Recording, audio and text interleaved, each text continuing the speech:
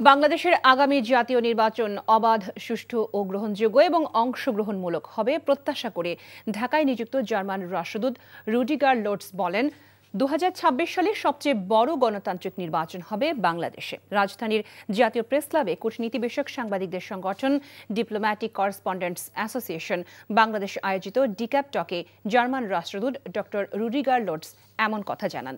নির্বাচনে ভোটের উপস্থিতি বেশি হবে বলে আশা প্রকাশ করে তিনি বলেন, ভোটের ক্যাম্পেইন করার সময় যেন রাজনৈতিক সহিংসতা কম হয় সেদিকে লক্ষ্য রাখা প্রয়োজন।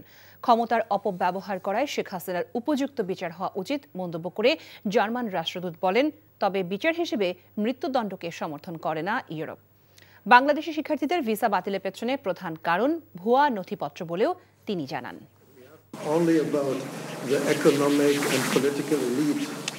ক্ষমতার অপব্যবহারের বিচার হওয়া উচিত, তবে আমরা মৃত্যুদণ্ড সমর্থন করি না। ইউরোপীয় ইউনিয়নের সদস্যরা নীতিগতভাবে মৃত্যুদণ্ড বিরোধী। বাংলাদেশের নির্বাচন অবাধ, সুষ্ঠু, গ্রহণযোগ্য এবং অংশগ্রহণমূলক হবে বলে আমাদের প্রত্যাশা। সেই সঙ্গে ভোটার উপস্থিতি বেশি হবে বলেও আমরা আশা করি। Lots of